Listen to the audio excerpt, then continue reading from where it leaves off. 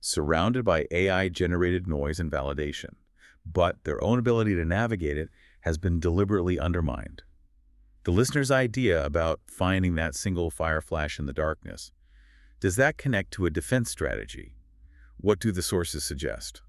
The defense has to be equally strategic, and the sources point towards the viable system model, VSM, as a framework for understanding it. The VSM outlines the essential functions any system needs to stay alive to remain viable. And importantly, it shows how centralized control structures typically capture the same two critical functions to maintain dominance. And what are those two key functions that are always targeted for capture? They are intelligence and policy. The intelligence function is all about information, gathering it, analyzing it, forecasting, understanding the environment. Essentially, it defines what is perceived as true. The policy function is about direction-setting goals, defining values, making strategic decisions. Essentially, it defines what the system should aim for. Can you give a quick example? How might the intelligence function be captured today? Easily. By controlling the information flows. Think about curated search results, algorithmic filtering on social media, funding research that only produces desired outcomes, suppressing inconvenient data, labeling dissent as misinformation. If a central source controls what information you receive and deem credible, they control your perceived reality. They capture intelligence. And policy capture. That's about setting the agenda, defining the unquestionable values or goals. For example, a system might declare that maximizing safety or achieving a specific definition of equity overrides all other concerns. This then justifies policies that might otherwise be resisted. If the system dictates the ultimate goal, policy, and controls the information that supports that goal, intelligence, your ability to define your own path or question the narrative becomes severely constrained. So that single fire flash the listener envisioned, in VSM terms, it's the act of strategically exposing the manipulation.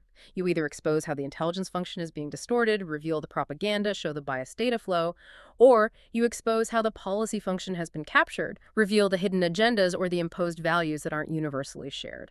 So the ultimate defense isn't just about willpower, it's about actively maintaining your own requisite variety. You have to deliberately seek out diverse information, cultivate critical thinking, maintain connections with people who challenge you, resist the pull of echo chambers. You need to build and maintain that internal complexity.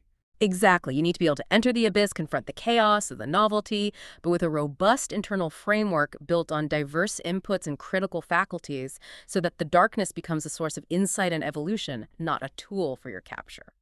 This has been, well, a genuinely deep dive. We started back in the 60s looking at crude chemical brainwashing with MKUltra, aiming to literally erase minds.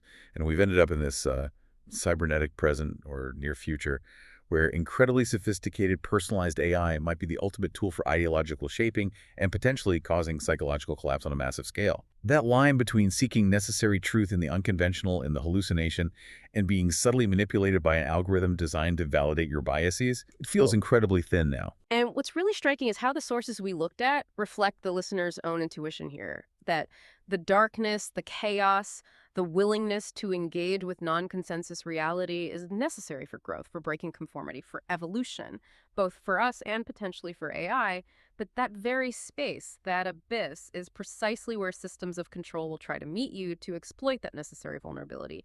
The entire defense rests on whether you enter that space with sufficient internal complexity, with that requisite variety to navigate it without being consumed. Which leaves us with a final thought for you, the listener, to take away and really mull over.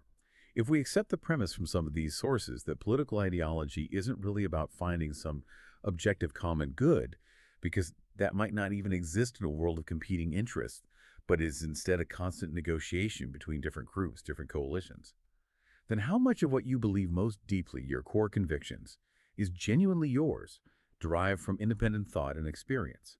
And how much might be, or could become, a perfectly tailored AI-driven algorithmic hallucination? One designed not for truth, but specifically to keep your coalition cohesive, your argument sharp, and your strategic self-deception running at peak efficiency. Maybe think about where your thoughts are really coming from the next time you interact with one of these systems.